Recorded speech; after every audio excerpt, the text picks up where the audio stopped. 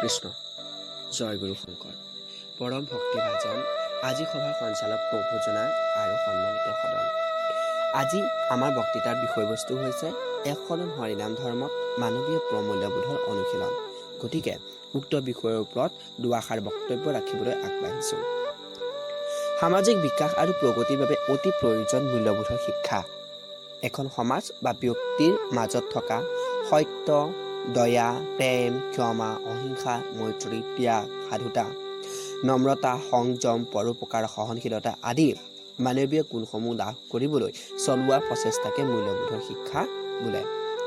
ভাৰতীয় দৰ্শন হৈছে মূল্যবোধৰ দৰ্শন। সেয়ে ভাৰতীয় বিভিন্ন ধৰ্মগ্ৰন্থসমূহে আমাক মূল্যবোধৰ শিক্ষা প্ৰদান কৰি আহিছে। শ্ৰীমন্ত শংকৰদেৱে এক শৰণ হৰিনাম ধৰ্মৰ প্ৰচাৰত পদে পদে মানৱীয় প্ৰমূল্যবোধৰ শিক্ষা দি আহিছে।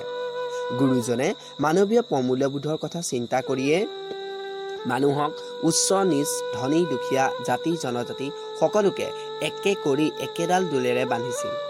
এক দেৱ এক সেৱ এক বিনে নাই কেৱ আদি শ্লোকৰ উন্মেষ ঘটাই সকলোকে আধ্যাত্মিক জ্ঞানেৰে পুষ্ট কৰি সাম্যবাদৰ আদৰ্শ দেখুৱাই সকলোকে একেজন ভগৱানৰ চৰণে সেৱা ল'বলৈ বাধ্য কৰাইছিল। গুৰুজনে শাৰীৰিক, মানসিক, সামাজিক আৰু আধ্যাত্মিক এই চতুমাত্ৰিক বৈশিষ্ট্য সাধন কৰি এক শৰণ হৰিনাম ধৰ্মৰ জন্ম দিয়ে, যি দেশ আৰু সমাজৰ শান্তি শৃংখলা ধৰ্মী, সংস্কাৰ ধৰ্মী, নৈতিকতা সম্পন্ন, সমভাৱাপন্ন, সাম্য, মৈত্ৰী, উদাৰ, গণতান্ত্ৰিক ভাৱৰ ভক্তিবাদী ধৰ্ম। গুৰুজনে শৰণ ভজন আৰু শ্ৰৱণ কীৰ্তনৰ প্ৰচলনেৰে এই এক শৰণ হৰিনাম ধৰ্মক এক বিশিষ্ট ৰূপ দিছিল। গুৰুজনাই মানৱতাহীন সমাজখনৰ আমূল পৰিৱৰ্তন সাধিবৰ বাবে আমাৰ গাত থকা কুপ্ৰবৃত্তিবোৰ আঁতৰ কৰি মানৱ কল্যাণৰ বাবে এক শৰণ হৰিনাম ধৰ্ম গ্ৰহণ কৰি মানুহৰ মাজত বৈষম্য আঁতৰ কৰিবৰ বাবে আধ্যাত্মিক দিশত মনোনিৱেশ কৰি মানৱীয় প্ৰমূল্যবোধৰ গুৰুত্ব অধিক কৰি তুলিছিল।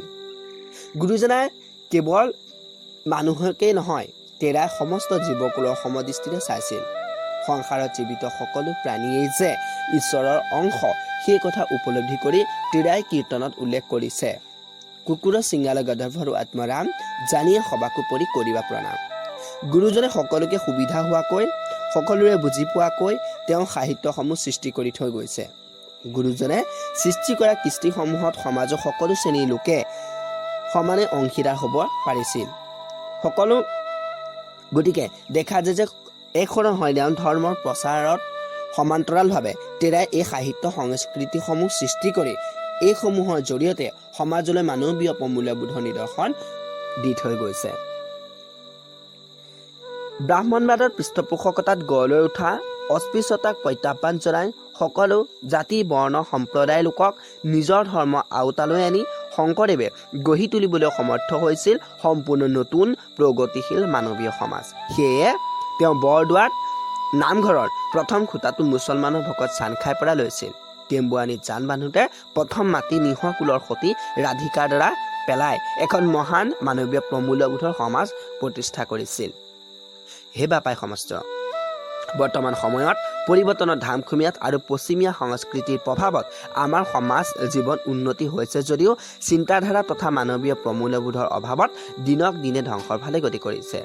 উদাহৰণস্বৰূপে বৃদ্ধ পিতৃ মাতৃক ৰাস্তাত পেলাই থৈ অহা, হোৱাই নোহোৱাই অশ্লীল গালি গালাজ পৰা, দুখীয়া তথা অসহায়জনক সহায় নকৰা আদি বিভিন্ন উদাহৰণেৰে মানৱীয় প্ৰমূল্যবোধৰ অভাৱৰ ইংগিত দিয়ে।